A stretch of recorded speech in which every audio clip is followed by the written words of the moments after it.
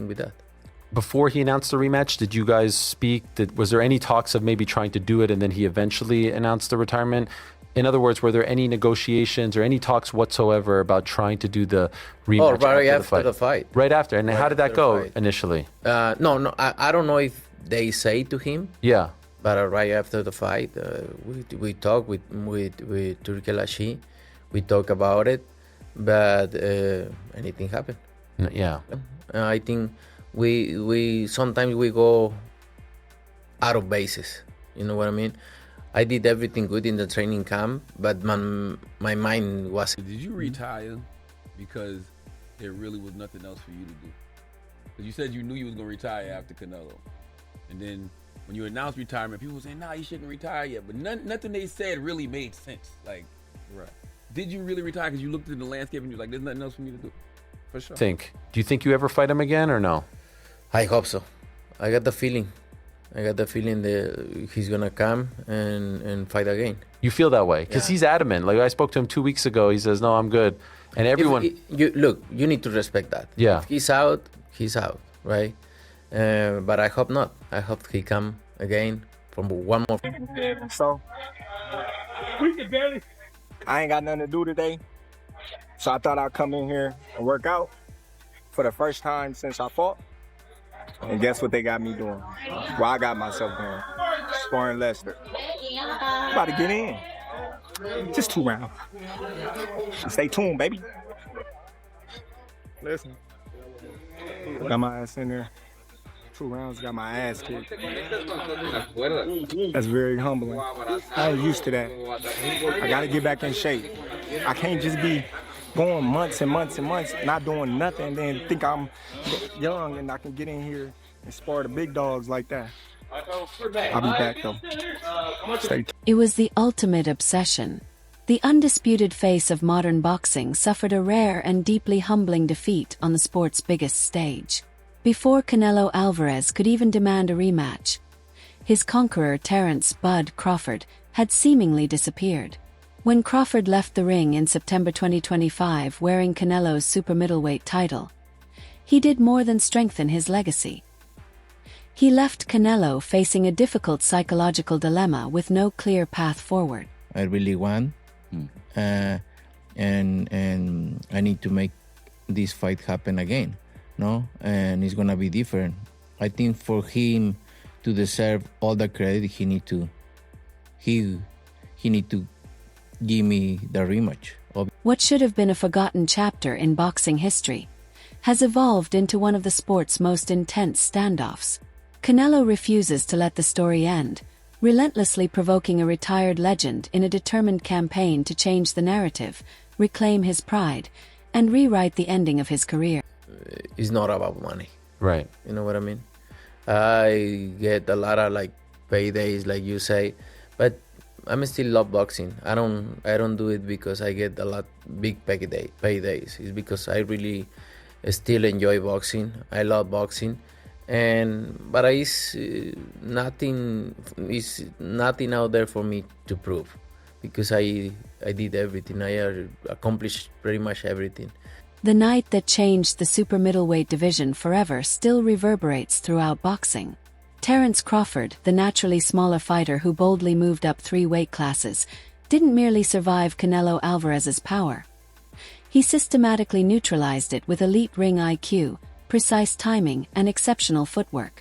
Crawford made the bigger champion look frustrated and ordinary, repeatedly forcing Canelo to miss while answering with sharp counters. It was a tactical masterpiece that completely dismantled the aggressive style Canelo had relied on to dominate the division for years.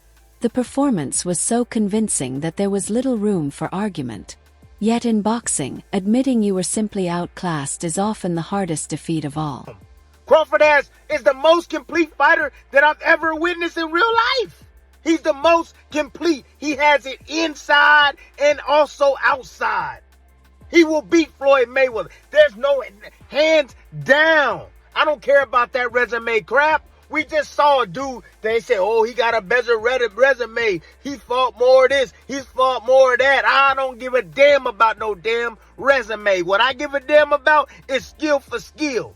Heart to heart. Will to win. Yeah. Hey, they both got great wills to win. However, damn, I'm telling y'all, Crawford will beat Floyd Mayweather in his prime. Pound for pound. Prime versus prime. He'll beat Floyd Mayweather.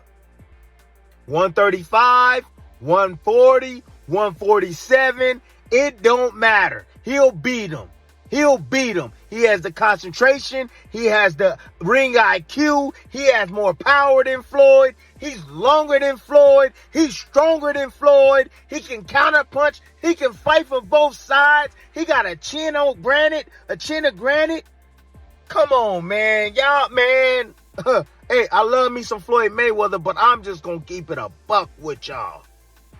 Terence Crawford is a different animal. Terence Crawford, no offense to Zab. Zab was a fantastic fighter, but Zab ain't no damn Terence Crawford. He's not.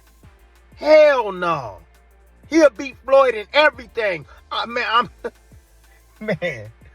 Man, y'all could be stuck on that Floyd Mayweather. Y'all could be stuck on this resume bull crap all y'all want, man. I'm not going to stop saying it. Terence Crawford would... Behind the scenes, a stunning contractual oversight may have shaped Canelo's fate before the opening bell.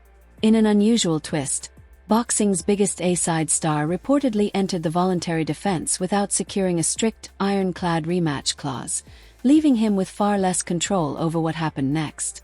Were you of the understanding, as champion going into the fight, that if it didn't go your way, that there would be a rematch? Was that discussed beforehand? No, never discussed. Never discussed. No. I know there wasn't a rematch clause. It was some mistake in my side to not sign the rematch, right? Because the champion always need to do the rematch clause, right? Clause rematch or whatever.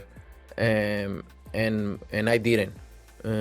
When Crawford casually announced his retirement just 3 months later in December 2025, the consequences of that contractual mistake became painfully clear. Canelo was left without leverage, carrying an unavenged defeat that remained a major blemish on his record. Crawford, meanwhile, had accomplished the seemingly impossible. He captured the ultimate prize, defeated one of boxing's biggest stars, and walked away from the sport completely on his own terms. Things, because I always say, I was born a fighter, you know, and I think boxing was part of my purpose, but I think my purpose is, you know, giving back to the community and the kids and the youth. I think that's my purpose. But the explanations and revelations soon began to emerge. During a remarkably candid interview on the Ariel Helwani show, Canelo finally shared his side of what went wrong. He said his physical training camp had gone perfectly, but admitted that a chaotic fight week completely disrupted his concentration. Canelo revealed that his mind simply wasn't focused, blaming outside distractions for interfering with his weight cut and crucial rehydration process before the fight. Yes. How does that fight now sit with you? How do you feel about it? Oh, I feel great. You know, it's already happened. I cannot control. I know what I did bad. Not bad, wrong. I think we sometimes we go out of bases. You know what I mean? I did everything good in the training camp, but my mind wasn't there. Why not? I don't know. I feel like I wasn't there thinking about other things. A lot of things happen in the fight week. So sometimes we going out of bases, you know. Focus on the fight, focus on boxing. Like I say, I did everything good in the camp. I always train very hard, but it's not just that. You can be physically ready, but if your mind is not there, it's not the same. I heard you say the weight cut and maybe the rehydration wasn't great. Everything is because my mind wasn't there. So you were thinking about other things. Yeah. But it's such a big fight. How do you, like, usually? I don't know. You've done this so many times. I just can't tell you. I just cannot tell you how that happened. It just happened, right? And I need to learn about what happened. I don't gonna victimize myself. Oh, I should do this, but it's already happened. I need to move forward, right? And just make sure not happen again. Adding to the controversy are reports of severe cramps and a serious left elbow injury that reportedly required surgery shortly after the fight.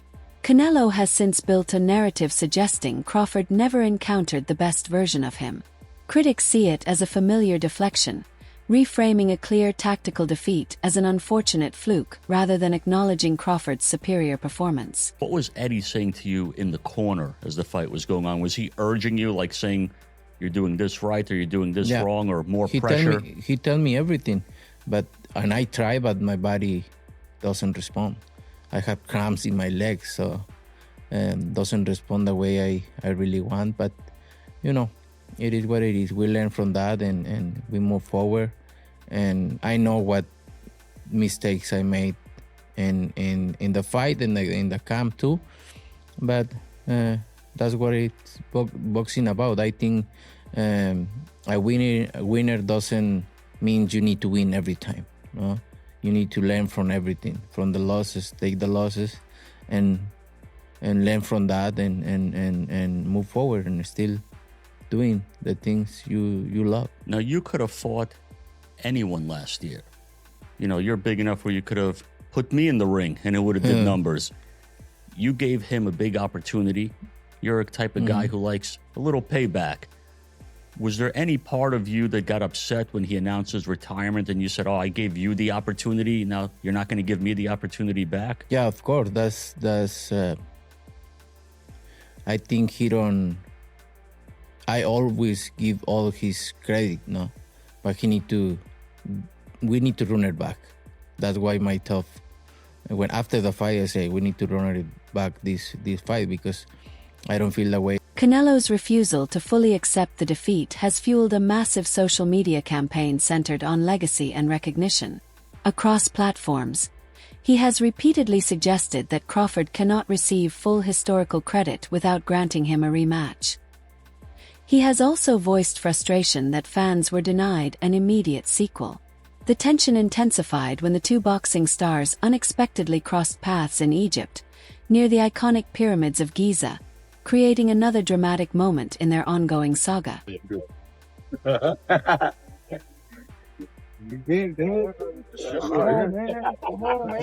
around the cruiserweight. I see him.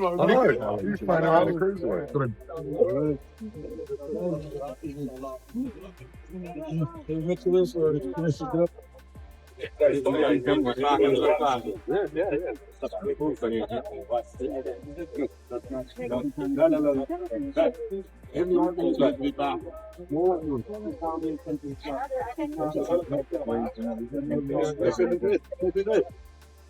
Let's do this, guys. Yeah.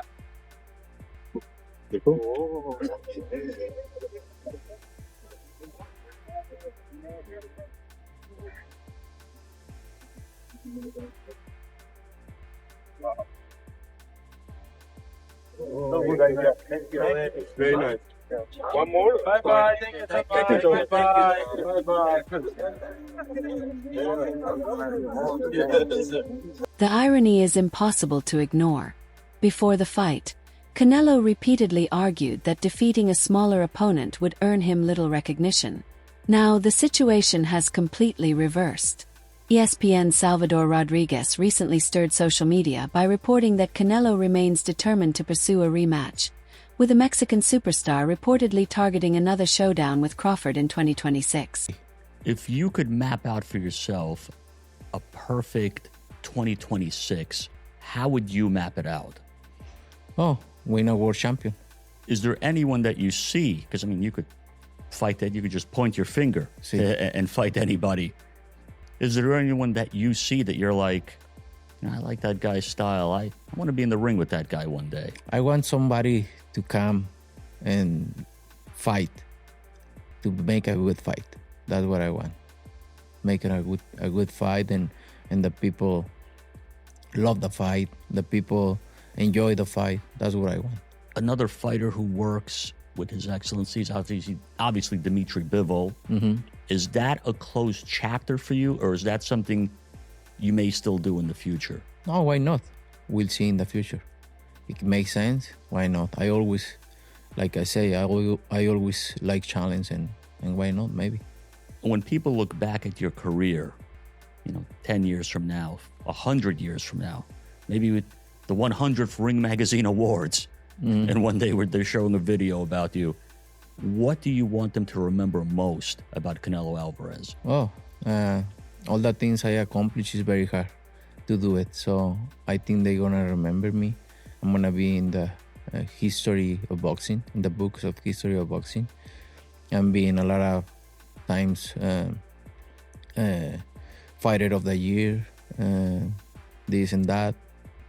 I think they're gonna remember me.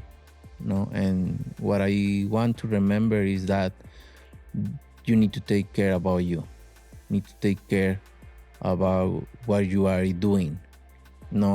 Because when reporters confronted Terence Crawford about Canelo Alvarez's aggressive plans for a 2026 rematch, Crawford responded with a brutally cold 5-word dismissal.